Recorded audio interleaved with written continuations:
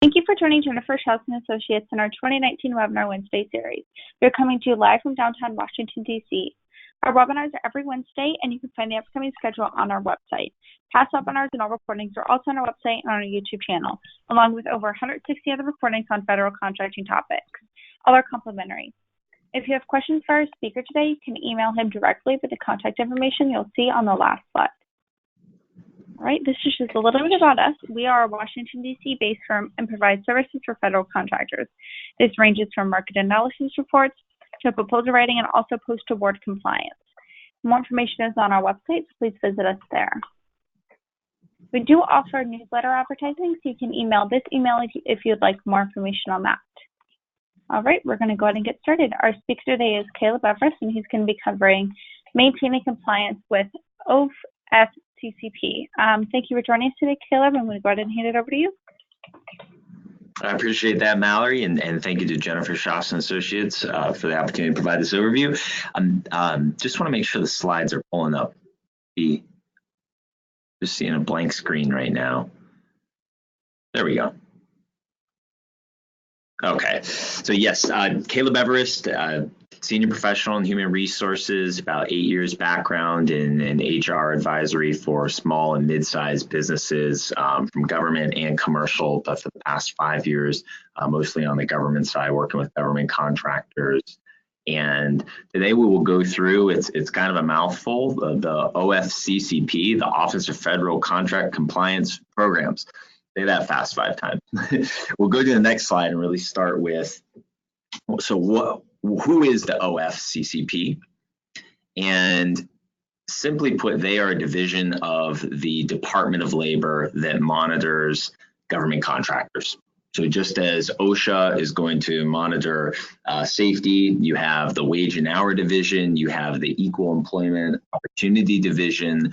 The OFCCP is the division within the Department of Labor that has full staff and auditors that will go out, and they're essentially making sure that the companies are not discriminating, and specifically for government contractors and those that require an AAP or Affirmative Action Plan.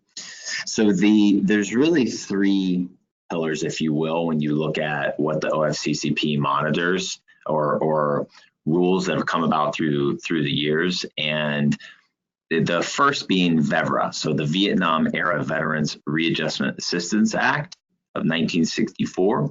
And this is essentially ensuring that government contractors are not discriminating against veterans. It's not just those that were active during the Vietnam era, but also those that have taken place in any wars since that time. The EO11246. So this is really what had established the OFCCP and really affirmative action plans. And this came into effect under President Lyndon Johnson in 1965. And it's really to ensure that companies are not discriminating against race, color, religion, sex, or national origin, and making sure that within your employment practices that you are being fair. And Section 503 is individuals with disabilities and making sure that you're employing them and that you're promoting them.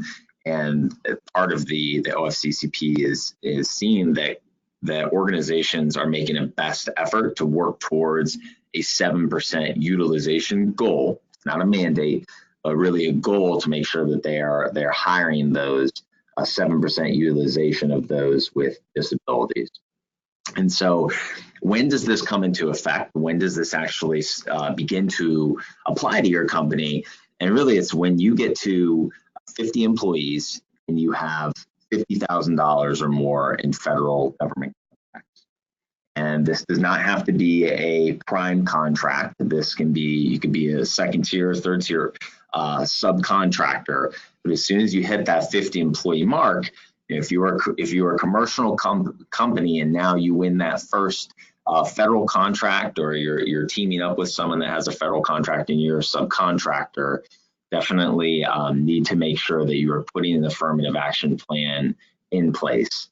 And it's really best practice and prudent to get ahead of this. If you know that your organization is growing and that you're going to be 50 employees within a year, don't wait for the last minute to begin thinking through and understanding what goes into an affirmative action plan. Get ahead of it. If you're at the 40 to 45 employee mark, start making sure that you really understand how to put this in place and ensure that you have the systems in place. And we'll dive into those a little bit deeper here. Next slide, please. So what is an affirmative action plan? So straight from the Department of Labor is preparing and maintaining a written program which must be developed within 120 days from the commencement of the contract and must be updated annually. Programs should cover recruitment, hiring, promotion of women, minorities, disabilities is included in there as well. So you do have a little bit of time from winning that first contract, but it is something that you do need to continually maintain, and it's really a set of checks and balances to make sure that you're being a fair employer.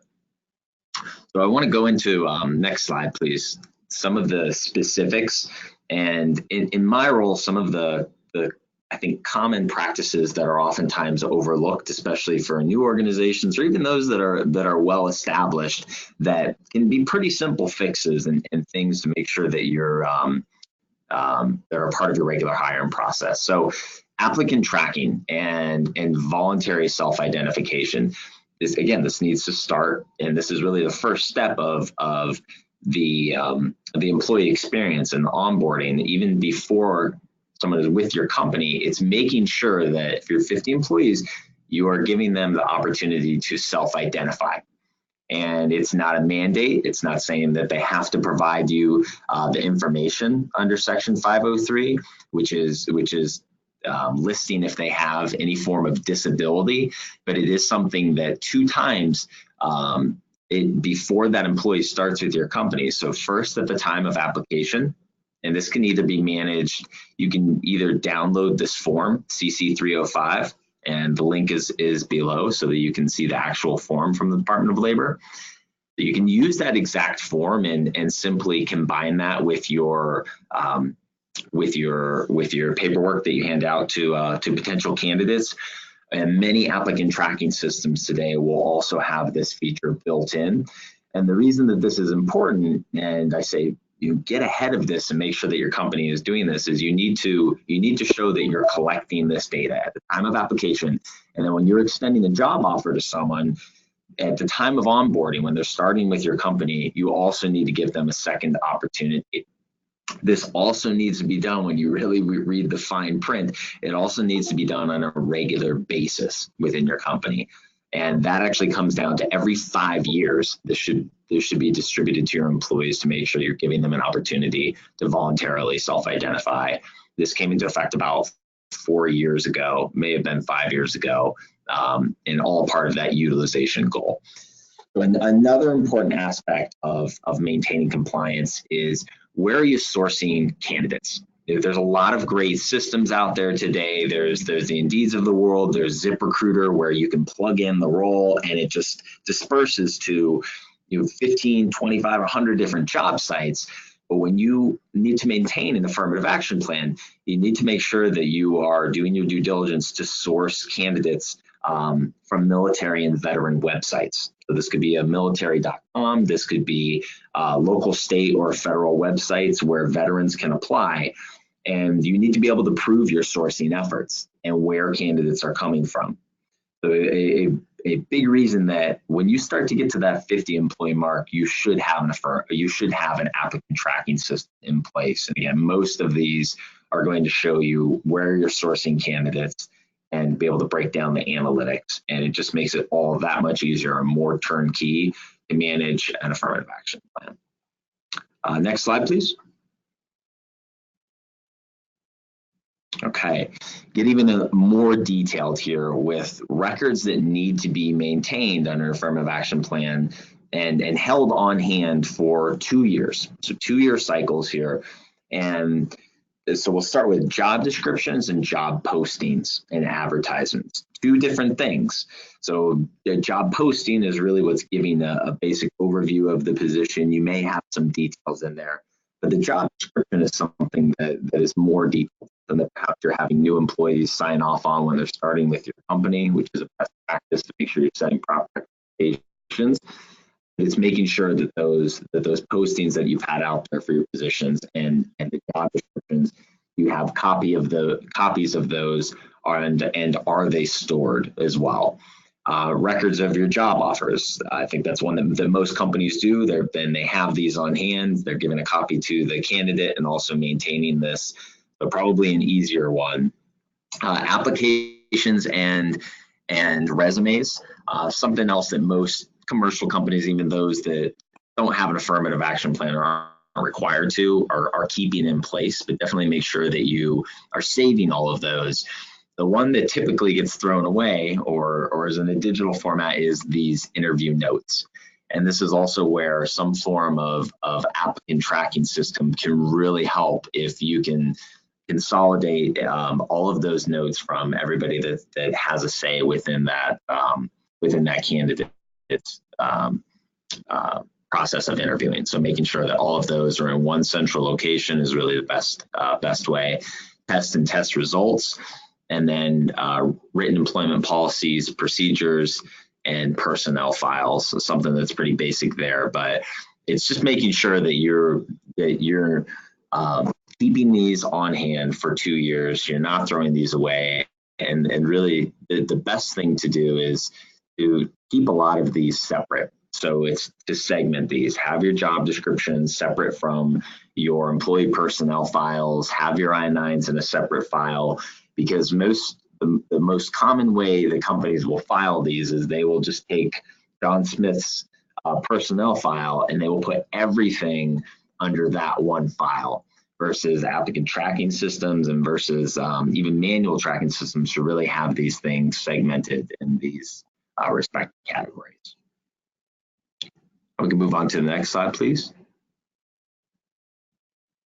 Okay, so this is actually a copy and paste from the OFCCP's website on the requirements and really why it's so important to have the affirmative action plan well thought out, have the systems in place, not just for when you're hiring employees, but if we look at the first one, making sure that placement of different jobs, different units. So if you have 5 different departments within your company, let's say you have 20 that are in sales, you have 50 that are in operations, 50 that are on the software development side, can you go down through the layers of each division within your company, and can you run an analysis to see if there's any disparate impact there, to see if there's any singling out, or see if there's any utilization goals that should be established. Maybe you're very diverse overall as a company,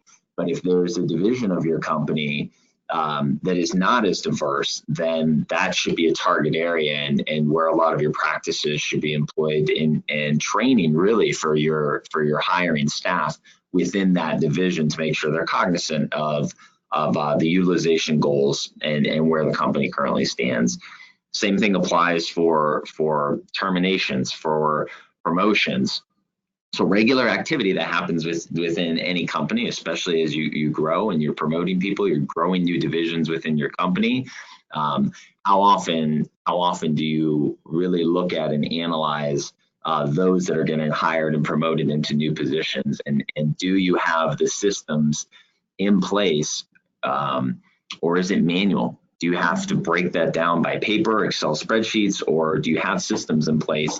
Most human resource information systems today can run this type of analysis. Compensation is definitely an important one, making sure, and this is something really that the Equal Employment Opportunity Commission, hence the EEO2 reporting that most of you had to do over this past year, making sure that there's no discrimination when it comes to gender and race for compensation. We're definitely seeing this within sex as well, and making sure that there's equal pay for women. So can your company run that analysis, and can you run it by department and get very granular with the reporting within your payroll or within your HRIS system? Again, this is a requirement within an affirmative action plan. It's not just a nice to have, it is something that you need to have. It is a must. We touched on the selection, the recruitment, and there's about 25 different areas within an affirmative action plan. It's really just making sure that, can you report on it? Can you keep track of this? Are you aware of what you need? Move on to the next, please. One of the actually I think the simplest items to you just go back one tab there with the animation.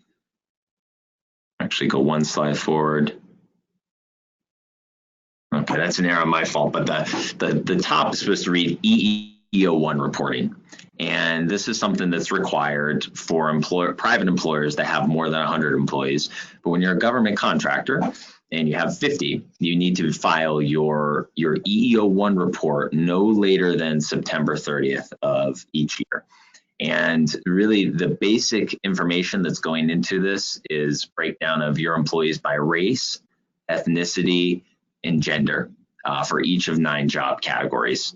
So you need to be able to report on that. And it's 3 simple categories, but if you are now crossing that 50 employee threshold and you haven't previously obtained this information from your hires, you need to make sure that you're doing that. And then for all incoming new hires, are these fields put into your applicant tracking system? Are you proactively collecting these so that employees can identify, again, race, ethnicity, and gender? And that's essentially what goes into an EEO1 report. And then this is filed electronically with the EEOC each year.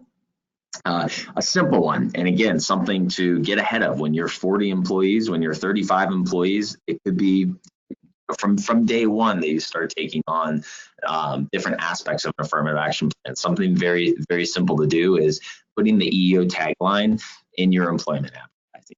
So this could be a copy and paste from the website for EEOC or for the OFCCP, stating to candidates that you did not discriminate based on race, color, religion, sex, national origin, gender identity, or national origin. So make sure that you have that stated on your website and on your career page, and then on any electronic application that you have.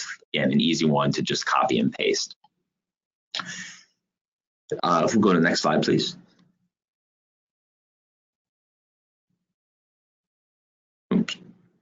Okay, so previously we've seen the OFCCP conduct full affirmative action plan audits. Again, 25 different items that need to be put in place. And what we're finding now is that there's more focused audits. So again, coming down to Section 503, VEVRAA, the Section 503 is actually, these audits are released. The Department of Labor will audit anywhere between 3,000, 5,000 companies each year. And there's more than that, but these are the public audits that everyone is notified. You can go on to the OFCCP website and you can see if your company is going to be on there for the upcoming year. Make sure that you're not scrambling last minute. And it's also really prudent, as I said, to go in and can you pass an audit? Go through and do a self-audit. See, if I was audited and received a notification that Department of Labor is going to come in here in a week, what would I have to do? Would I be scrambling, or is it just maybe 1 or 2 things that I need to tighten up? The best way to do this is just get ahead of it, do a self-audit, and all of the resources are out there. So Department of Labor is pretty strict with these things, but they give you the resources to make sure that you succeed as well. And you'll see the VEVRAA focused audit will be coming soon as well. So in summary, with 1 minute left here, this is really just this scratching the tip. It takes a lot more than 20 minutes to go through all of the specifics and those 25 checks and balances items that you need to have in place. But if we look at the next slide, the basics of where to categorize these outreach and outreach evaluations, making sure that you have posters that are posted in a common area. So this could be something such as a lunchroom. Making sure, do you have the systems? Do you have an applicant tracking system? Do you have an HRIS system? again, these are not just likes, these are needs once you hit a certain point as a company to maintain compliance and to be more efficient as well. You'll be very happy that you put them in place. And then close evaluations. So making sure that if you're giving someone a promotion or compensation increase, are you also taking into account the entire pool? There could be unintentional disparate treatment, and you may not even be aware of it. Again, I don't think most companies are intentional with this sort of thing, but it is oftentimes not keeping up with it, and then getting an audit a couple of years into your business and finding out that it's something that you really need to jump on and correct. It's better to just be proactive. And really, a lot of this starts with training your internal staff, running a self-audit. So that concludes this overview. And if you have any questions, you can certainly feel free to email me. Thank you so much, Caleb, for sharing your knowledge and insight today. If you have any questions for Caleb, you can email him or call him at the phone number or email shown on your screen. And this concludes the webinar. Thank you, everybody.